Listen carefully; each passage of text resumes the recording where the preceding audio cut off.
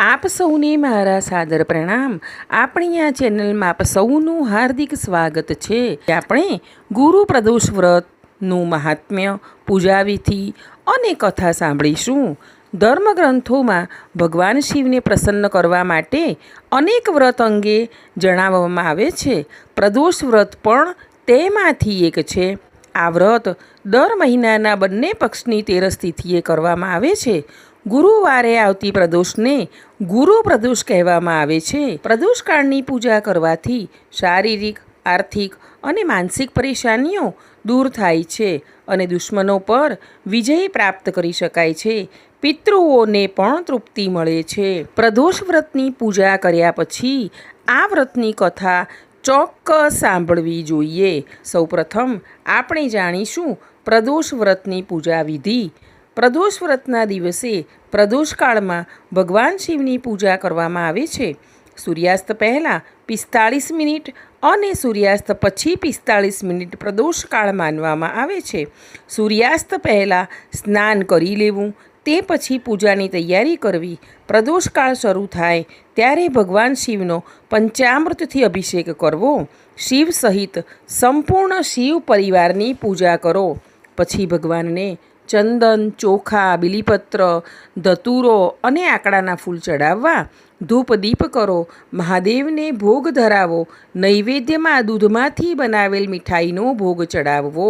પ્રદોષના વ્રતના દિવસે ભગવાન શિવના મંત્રોનો જાપ કરવો. જાપ કર્યા પછી પ્રદોષ વ્રત કથા સાંભળવી. અંતમાં આરતી કરીને સમગ્ર પરિવારે પ્રસાદ લેવો. આજે કેળાના ઝાડમાં પાણી અર્પણ કરી દીવો કરવો. ગુરુ બૃહસ્પતિ સ્તોત્રનો અને વિષ્ણુ સહસ્ત્રનો પાઠ કરવો. ભગવાન વિષ્ણુને પીળા ફળ, ફૂલ અર્પણ કરવા તથા જરૂરિયાતમંદ લોકોને પીળા ફળ, પીળા કપડાં, ચણાની દાળ વગેરેનું દાન કરવું.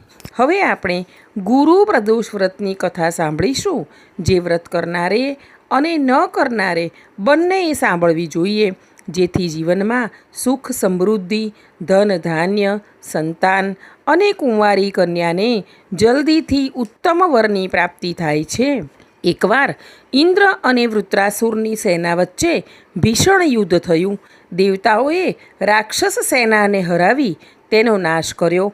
આ જોઈને વૃત્રાસુર ખૂબ જ ગુસ્સે થઈ ગયો અને પોતે લડવા લાગ્યો.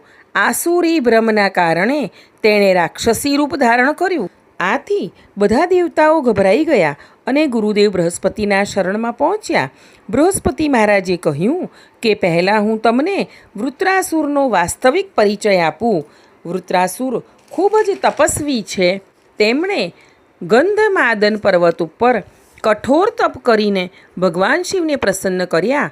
પહેલાંના સમયમાં તે ચિત્રરથ નામનો રાજા હતો. એકવાર તેઓ વિમાનમાં કૈલાસ પર્વત પર ગયા. માતા પાર્વતીને ત્યાં શિવજીના ડાબા ભાગમાં બેઠેલા જોઈને તેમણે ઠેકડી ઉડાવતા કહ્યું, હે પ્રભુ, બ્રહ્મમાં ફસાઈને આપણે સ્ત્રીઓના પ્રભાવમાં રહીએ છીએ, પરંતુ દેવલોકમાં એવું દેખાતું ન હતું કે સભામાં એક મહિલા આલિંગન સાથે બેઠી છે. ચિત્રરથના આ શબ્દો સાંભળીને સર્વવ્યાપી શિવશંકર હસી પડ્યા અને બોલ્યા, હે રાજા, મારો વ્યવહારિક દૃષ્ટિકોણ અલગ છે. મેં મૃત્યુદાતા કલકૂટ મહાવિષને લીધો છે, છતાં તમે સામાન્ય વ્યક્તિની જેમ મારી મજાક કરો છો. માતા પાર્વતીએ ક્રોધિત થઈને ચિત્રરથને સંબોધતા કહ્યું, હે દુષ્ટ, તમે સર્વવ્યાપી પ્રભુની સાથે સાથે મારો પણ ઉપહાસ કર્યો છે. તેથી હું તમને શીખવીશ કે તમે આવા સંતોનો ઉપહાસ કરવાની હિંમત પણ કરશો નહીં. હવે તમે રાક્ષસનું રૂપ ધારણ કરીને વિમાનમાંથી નીચે પડો. હું તમને શ્રાપ આપું છું. જગદંબા ભવાનીના શ્રાપને કારણે ચિત્રરથને રાક્ષસનું સ્વરૂપ મળ્યું અને ત્વષ્ટ નામના ઋષિની મહાન તપસ્યાથી જન્મ લઈને તે વૃત્રાસુર બન્યો. ગુરુદેવ બૃહસ્પતિએ વધુમાં કહ્યું, વૃત્રાસુર બાલ્યકાળથી જ શિવનો ભક્ત હતો. માટે હે ઇન્દ્ર, તમે ગુરુ પ્રદોષનું વ્રત કરીને ભગવાન શંકરને પ્રસન્ન કરો. દેવરાજ ઇન્દ્રએ ગુરુદેવની આજ્ઞાનું પાલન કર્યું અને ગુરુ પ્રદોષ વ્રત કર્યું. ગુરુ પ્રદોષ વ્રતના મહિમાથી ઇન્દ્રએ ટૂંક સમયમાં જ વૃત્રાસુર પર વિજય મેળવ્યો અને દેવલોકમાં શાંતિ પ્રવર્તી. આમ જેઓ ગુરુપ્રદોષનું વ્રત કરે છે તેઓ દુશ્મનો પર જીત મેળવે છે અને શિવકૃપાથી શત્રુઓને હરાવવામાં સફળતા મળે છે. સર્વત્ર વિજય પ્રાપ્ત થાય છે. અહીં ગુરુપ્રદોષ વ્રતનું મહાત્મ્ય, પૂજાવિધિ અને કથા પૂર્ણ થાય છે.